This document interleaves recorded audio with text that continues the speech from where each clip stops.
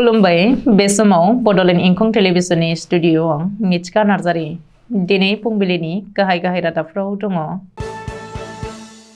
तामुलपुरनि दारांगायाव 2.60 kilogram सनाजों लोगोसे साथाम हमजादों। लेङाइ हादरगिरि जगदीप धनखड़ा सा 11 रायजो सभा एमपिखौ सासपेन्ड खालामदों। आकाश एयारलाइन्सनि हेंथायै सासे हान्थियारिनि अजद।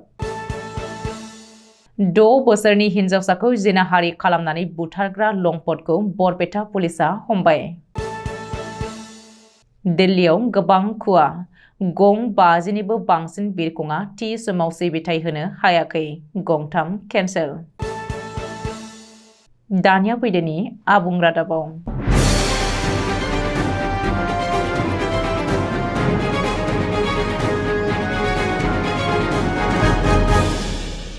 भारत भूटान सीमा तामुलपुर जिल्लानि दारांगायाव कास्टम बिफाना सिग्रोमनानै गासै 2.60 किल'ग्राम सना हमनो हादों। लोगोसेनो बेजों लोब्बा गोनां साथाम सुबुंखौ खादों। कास्टमनि सुलुङाव फोरमायथिनाय बायदिब्ला गासै मोन 130 सनानि बिस्कुटखौ सुनानै 2.60 किल'ग्राम लिरथायनि मोननो हादों। जब्द खालामनानै मोननाय सनानि बेसेनखौ 1.32 कौटि जागोन होननानै मिथिहोदों। लोगोसेनो हमजानाय साथाम सुबुंनिफ्राय 2.27 भुटाननि रां आरो 1.12 लाख भारतनि रां मोननो हादों। मख'नो गोनांदि बेनि सिगाङाव गुवाहाटीयाव पुलिसनि स्पेशल टास्क फर्सआबो नकल सनाजों लोगोसे साथाम सुबुंखौ हमदोंमोन। डीआईजी पार्थ चार्टी महन्तआ मिथिहोनाय बायदिब्ला बशिष्ठ थानानि पुलिसआ जराबादाव सिग्रोमनानै 1.627 किल'ग्राम नकल सनाजों लोगोसे नगद 75,000 रां आरो गंनै मबाइल फन मोननो हादोंमोन। हमजानायफोरनि मुंखौ मनसुर आली 23 बोसोर, राजीव आली 24 बोसोर आरो जाहिदुल इस्लाम 26 बोसोर होननानै सिनायथि होदों।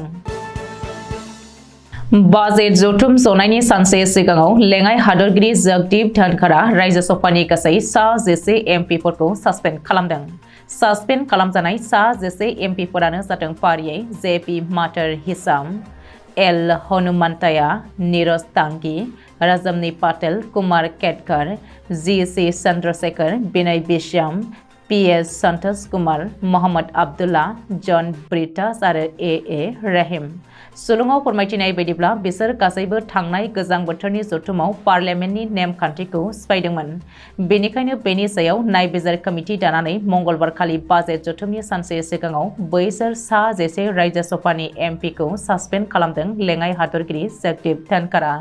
मख'नो गोनांदि आथिखालाव लकसभायाव सा 100 आरो रायजो सभानि सा 46 गासै सा 146 एमपिफोरा हेंथा दोलोनि जानानै दङ।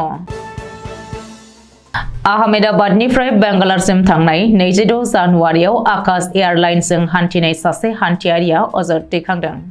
आकाश एयारलाइन्सनि हेंथायै अजद होनानै हान्थियारिया बुंदों दि आथिखालाव आकाश एयारलाइन्सआ गावसोरखौ बयनिख्रुइबो साबसिन हामसिन सिबिथाय होयो होननानै दाबि खालामबोदोंमोनब्लाबो नाथाय मोगथाङाव बेबायदि नङा। मानो होनोब्ला बेनि गोथां फोरमाना 26 जानुवारि खालि गाव नखरनि बिसि फिसाजों लोगोसे जेब्ला आहमेदाबादनिफ्राय बांगालरसिम थांदोंमोन अब्ला मोनानि 10:20 रिंगायाव टेक अफ खालामनो गोनां आकाश एयारलाइन्सआ 3 घन्टानिबो बांसिन सम लेट एबा देरि खालामनानै हरनि 1:40 रिंगायावसो टेक अफ खालामदों। गुबुन फारसेथिं आहमेदाबादाव बिरखं गाथोननि प्लेटफर्मआव गावसोर गासै 6 घन्टा थानांनानै गोसोखौ आंगायनाय मोन्दों होननानै ससियेल मिडियानि जोहै फोरमायदों हान्थियारिया। बरपेटा जिल्लानि बागबर ओनसोलाव 6 बोसोर बैसोनि सासे उन्दै हिनजावसाखौ जिनाहारि खालामनानै बुथारनाय दायाव 19 बोसोर बैसोनि सासे लाइमोन सुबुंखौ बरपेटा पुलिसआ हमनो हाबाय।